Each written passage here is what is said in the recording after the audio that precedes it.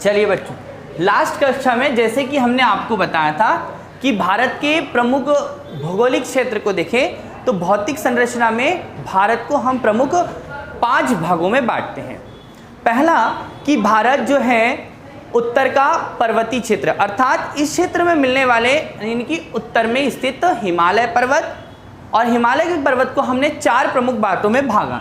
जो 4 भाग हैं वो भाग कितने हैं? तो 4 प्रमुख भाग हैं हिमालय के, और हिमालय के 4 प्रमुख भागों को कुछ इस तरह से देखिए।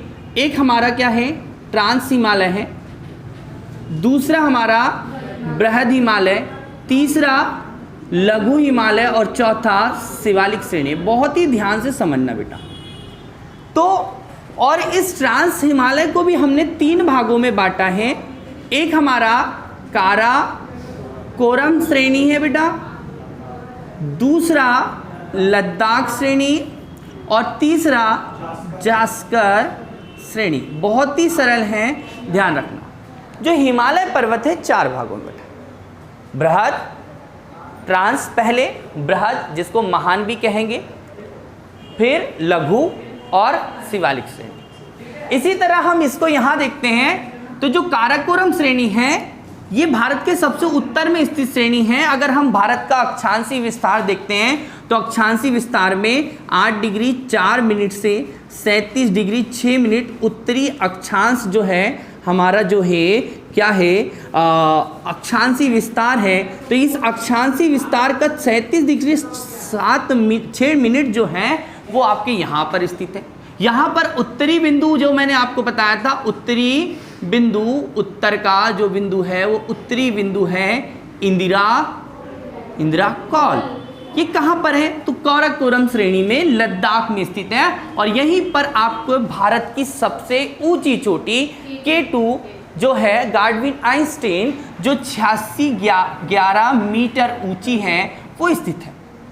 इसी काराकोरम श्रेणी आगे बढ़ती है तो मानसरोवर तिब्बत के क्षेत्र में कैलाश पर्वतमाला के नाम से जानी जा रही है।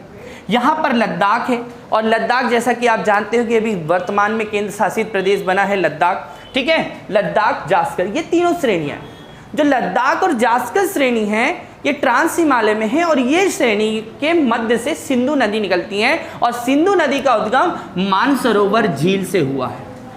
लगभग 2900 किलोमीटर में बहते हुए भारत के लद्दाख राज्य, जम्मू कश्मीर राज्य में बहते हुए पाकिस्तान में बहती हैं, और इसकी प्रमुख सहायक नदी में झेलम, चिनाब, रावी, व्यास, सतलज प्रमुख इसकी सहायक नदी है। इसमें काबुल कुर्रम भी नदी आकर मिलती है। एक श्योक नाम की नदी है जो काराकोरम और लद्दाख श्रेणी के मध्य से आती है, और किसमें मिलती है? आपकी सिंधु में मिलती है। जैसा कि मैंने आपको बताया कि हिमालय को 4 भागों में बांटा, जिस पर के हमने 3 भाग को देख लिए हैं। चौथे अब आगे देखते हैं कि जो बृहद हिमालय है ये संसार की सबसे ऊंची पर्वत श्रेणी में से एक है। संसार की सबसे ऊंची पर्वतमाला जो है वो हिमालय पर्वतमाला है, और हिमालय पर्वतमाला जो है इसमें माउंट एवरेस्ट स्थित है। माउंट एवरेस्ट दुनिया की सबसे ऊंची चोटी जो है, माउंट एवरेस्ट जो है आपकी मैं यहाँ पर बता देता हूँ कि ये भैया माउंट एवरेस्ट है, और जो माउंट एवरेस्ट है ये दुनिया की सबसे एम्प्टी माउंट एवरेस्ट जिसकी ऊंचाई 8848 मीटर है जो नेपाल में स्थित है। इस माउंट एवरेस्ट को नेपाली भाषा में सागरमाथा और तिब्बती भाषा में चोमुलुंगमा के नाम से जाना जाता है।